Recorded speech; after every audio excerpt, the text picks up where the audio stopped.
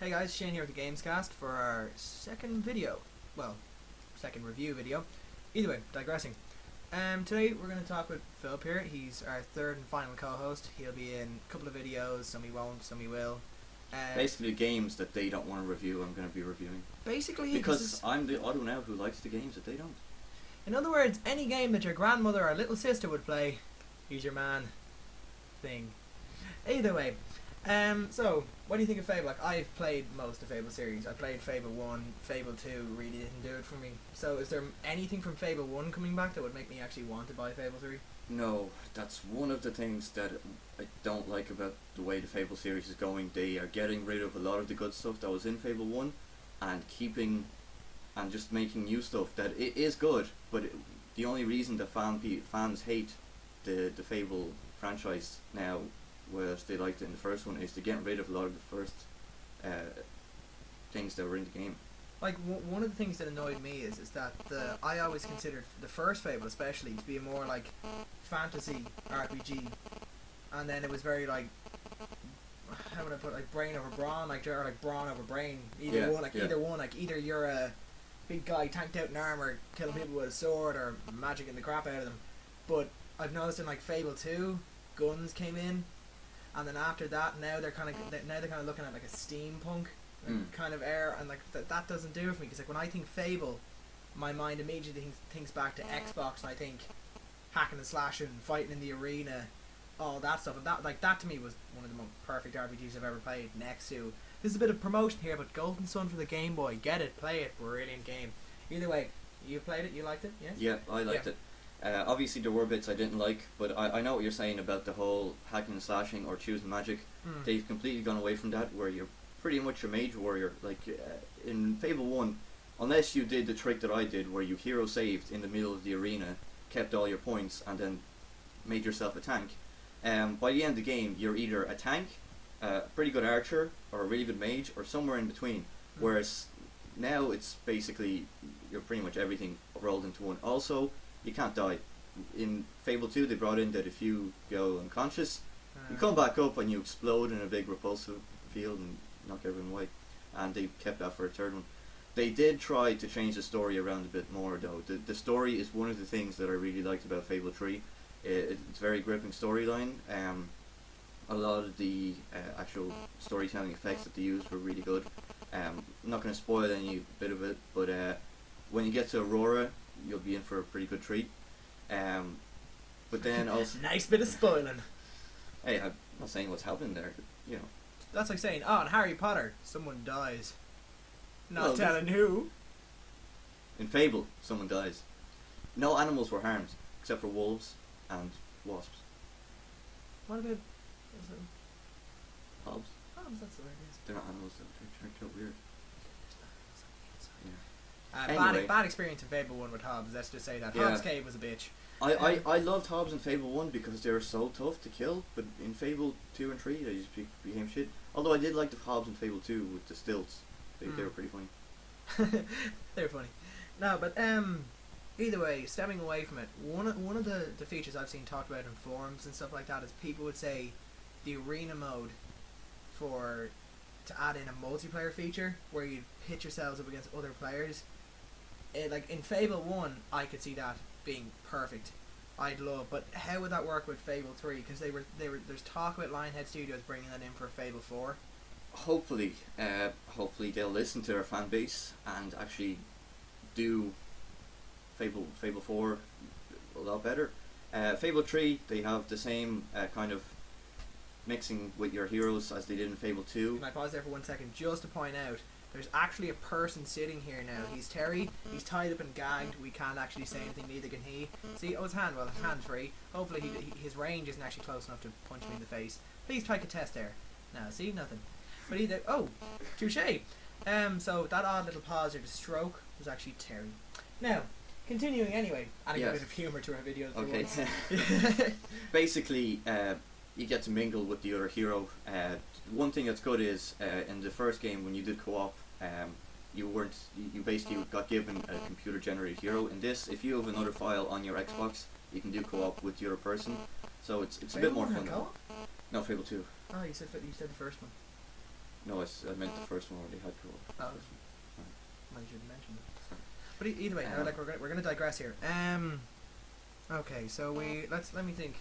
I'm trying to think. We got a lot of emails in about Fable 2, or Fable 2 and 3, like people wanting gameplay videos and stuff like that, which we can't really do. So I'm trying to think of some of the questions. Weapons. Weapons. That was it. There was that one I asked about the weapons.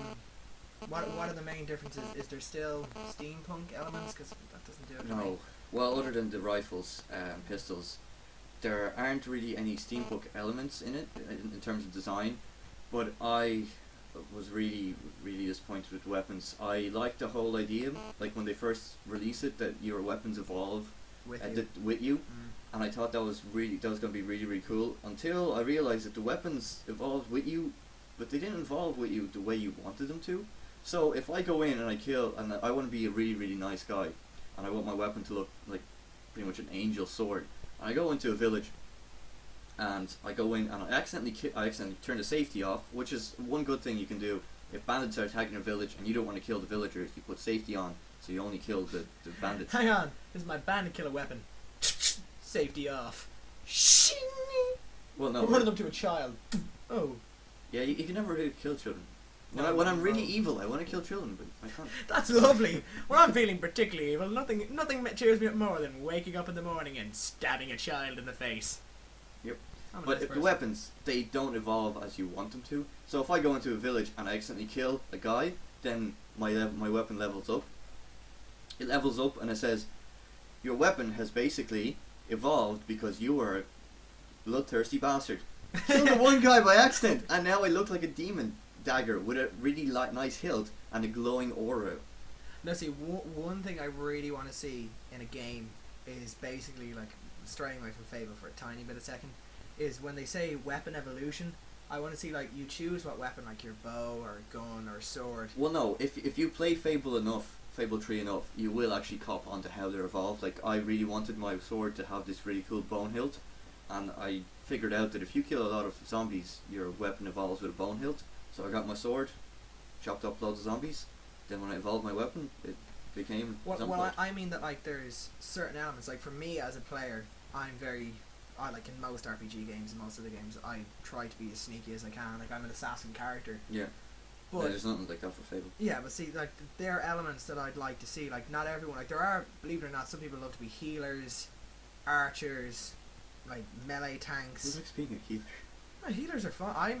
You're making your trade out of helping people. No one likes helping people. Like, I'm a fan of healers. I personally think that when you heal someone and they get up and they start kicking ass, and then it's basically you healing this guy constantly as he plows through enemies, works very well for me, because then in the end, except for the fact that he gets all the experience points you get the experience points for healing him, and plus the fact when he finishes the game, he can't go, I did this all by myself. Well, he could. You help. Just being the fact. No, because then next time he goes to die, you don't help him.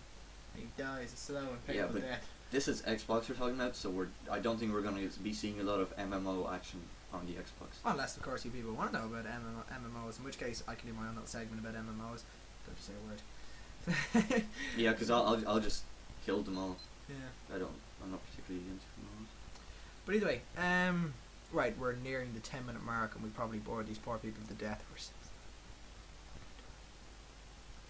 If you just asked me what was Fable like and I rambled on, you'd be bored to death twice. A whole twice.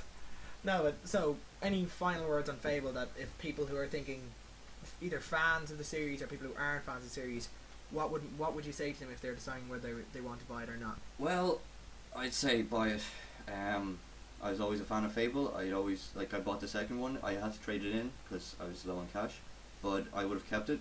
I'm regretting selling it, but I would say go out and buy it, because there's so many different quests. You won't get through it into one game, and after you finish the game, it's not really as fun. You will want to go back and try it again, customize your weapons differently. Also, one thing, the weapon shops, before you could basically buy weapons, and next time they have brand new stock, buy weapons. In this, every time you start a new game, they have different weapons shop, because you actually can't buy normal weapons anymore. You can only ever buy legendary weapons.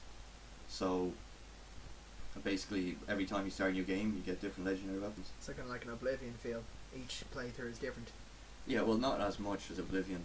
You're going to be doing the same stuff over and over again, except it's fun trying to do. Oh, I'm like my first character is gonna be goody goody two shoes. Never had sex. He's 60 years old. He's a virgin. Not even a man. 60 years old and he's a virgin. Whilst my female character, she's A raging slut. Yeah, she's a raging slut. She fucks people, then she kills them. She has orgies with 10 people, then Kills sets them them all. on fire. Okay, well either way, with that happy tone, we're going to end this video. So, check out, I'm going to have a top 10 kills of Black Ops, because a lot of people seem to be into Black Ops right now, so let's do what works.